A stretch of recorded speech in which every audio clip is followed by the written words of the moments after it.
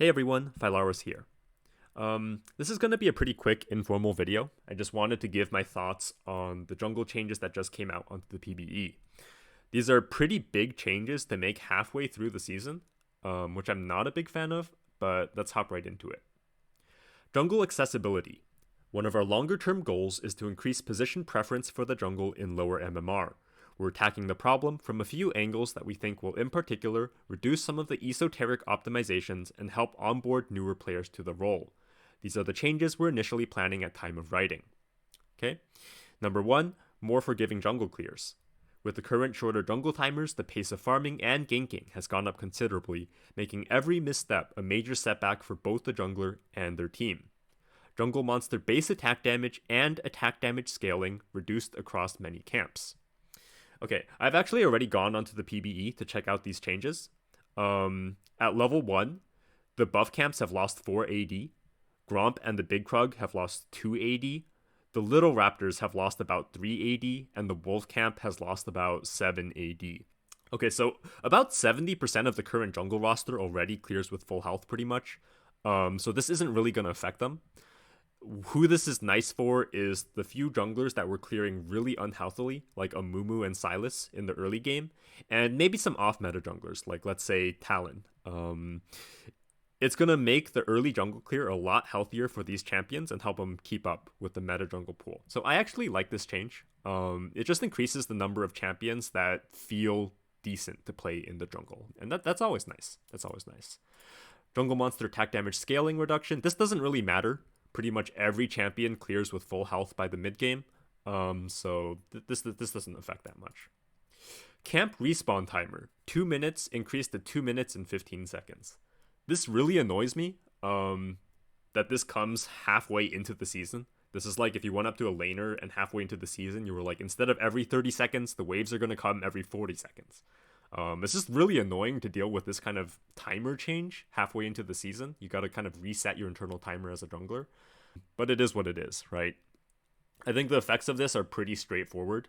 There's going to be a net reduction in the amount of gold and EXP available just from farming the jungle. And there's going to be a bit more gank up time, right? So the meta may shift just a little bit from this. It's not like a huge thing. But, it is what it is. It's very annoying. Camp bright warning timer, 15 seconds down to 10 seconds. This is fine. What this is going to increase the importance of is actually having a good internal sense for when the camps are coming up, because the indicator doesn't come up quite as early. So if you're down at Krugs and you previously counter jungled the enemy Raptors and you see the golden hourglass spawning, that's only 10 seconds now, right? You're not going to have the time to get over there. So your own internal timer for tracking the jungle camps is going to become much more important. Now, this is something you can do manually at the start if you're struggling to adjust your internal timer. You can actually just time the camps, right? So let's say you take Gromp at 6 minutes. You can type 815G for 815 Gromp, and that can kind of help you out with getting used to these changes. You don't have to time every single camp, but it may be helpful to time like the first or the last camp in each clear rotation, or if you're counter jungling the enemy. And it may help just bridge the gap while you're getting used to these timers. Jungle gold from non-buff camps increased by approximately 5%. Okay, this is fine. It just kind of offsets the increased respawn timer by just a bit. Not totally, but it's something, right? Better than nothing. Okay, widen the viable champ pool. We think that less reliance on having a perfect AoE clearing kit or the right CC tools to have Scuttle dominance will open up viability to a few more champions. Smite, along with crowd control, will break the Scuttle Crab shield before applying damage. Alright, this is fine. I at this point, I don't understand why they even have the shield if every jungler can just break it with Smite. It's going to be pretty annoying for the champions with no CC regardless, because you're going to have to smite at the start of the camp to break the shield, and that means you don't have smite to secure the camp if it's contested, right? I don't know if I like this change. I don't know if this is like the right direction. I can understand why they're doing this though, because certain junglers that can't break the shield right now just have super slow early scuttle takes. So I can understand the logic here. I just don't know if I agree with the implementation. Omnivamp on jungle items reduced from 10% to 8%. This is good. It kind of offsets the jungle monster base attack damage reduction by a little bit in the early game, so this is fine. And then currently in the mid game, as a jungler, you can kind of heal to full off of just doing 1 or 2 camps after a fight. So this is going to reduce that a little bit, which I think is nice.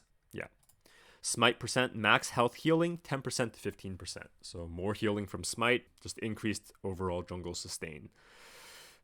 It is what it is. I can't say that I really enjoy that they're reducing the skill cap of jungling kind of systematically across the seasons, giving us the timer indicators, making clears healthier, and down here they're introducing like a visual leash range.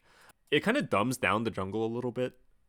It's not a huge deal, but you know, it is what it is. And as an older player, I can't say I'm a huge fan of it. Reduced snowball. Another factor that is both causing too much stress but also too much influence over the game outcome is how hard the jungle position can snowball. We think reducing this will make the position easier to break into and more enjoyable long term. Okay? Reintroducing comeback XP. Lovely. Large monsters grant 50 XP per level you are below the average level of the game -1. If the average level is 7, you get comeback XP at level 5 and below. Okay, comeback XP has been one of the most controversial mechanics in the jungle. It was removed for good reason. It was pretty toxic in how it was implemented previously, and they're bringing it back now. Now, I don't have a huge problem with comeback XP being in the game. Everything comes down to how is it implemented. So what they're doing here is actually pretty different from how it used to work. How comeback XP used to work is you'd get bonus XP based on the number of levels you were under the camp you were killing. So let's say you're level 5, the camp level is 5. It doesn't matter if the average game level is 7, you don't get comeback XP from the camp. If the camp was higher level than you, then you get the comeback XP, right? Now, camps don't level up dynamically. They're stuck at the level that they spawn at, and then you kill them, and then the next respawn spawns at the average game level. They're doing away with this. They're making comeback XP based on just the average level of the game -1. So what this means is it doesn't change how you path at all. There's not going to be any like rubber banding of camps or anything like that. You don't need to make sure that your camps are respawning. This is just going to happen passively, right? So if you're level 4, the average game level is 6, then even if the camp is level 1, you're going to get comeback XP off it, right? Not a huge fan of that, but they did add the limitation that you have to be at least 2 levels under the average level of the game. This rarely happens, okay? In mid levels of play, high levels of play, this almost never happens. A jungler being level 4 while the average game level is 6, that means like you're 3-4 levels under the solo laners and like 1 to 2 levels under the duo laners. This very rarely happens. You'd have to get like invaded on repeat and fall really far behind or just be AFK. So this will apply in those cases, but it's pretty low. Like this isn't going to be applying much. Where this does apply is for much newer players who don't really know how to jungle, and they kind of tend to run around being really inefficient, dropping really far behind the average level of the game. So this is going to be really helpful for the newer players, and it's probably not going to impact higher levels of play very much. So in this implementation, I actually don't really mind all that much.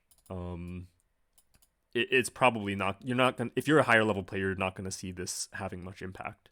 Smite damage to monsters, 390 to 1000 based on levels, changed to 500 at base, 1000 after Smite quest completion.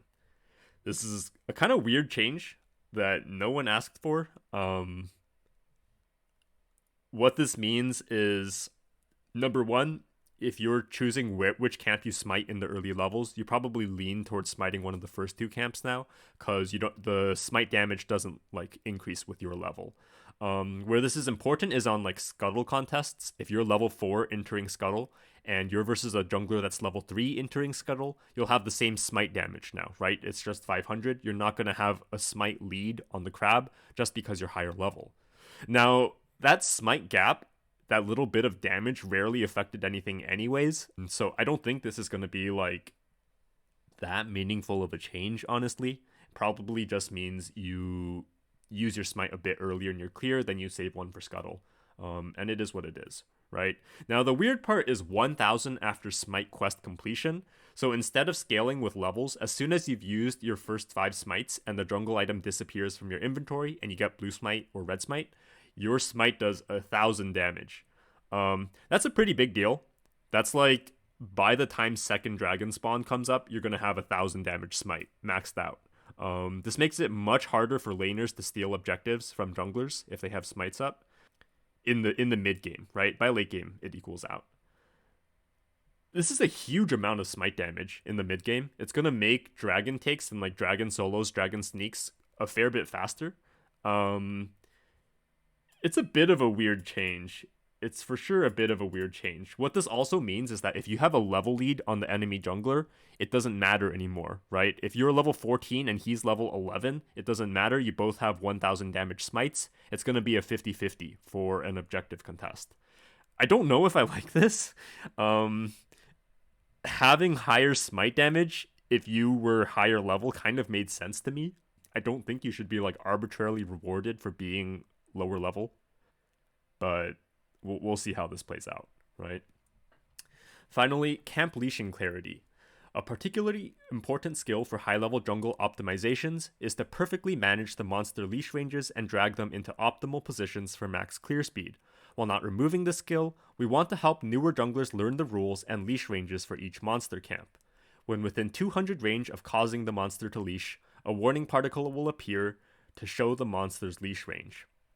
Okay, so this doesn't really affect high-level junglers. They all know where the leash range is anyways. This helps out the lower-level junglers who get kind of confused. Like, the patience range isn't always particularly intuitive because it's not direct line-to-line distance.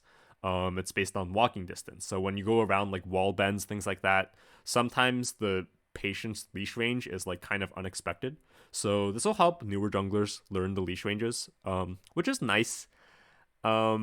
Again, it does kind of reduce the skill cap of jungling yet again. It's just been this systematic process throughout the years where they lower the skill cap just a little bit more each season, which I don't really enjoy.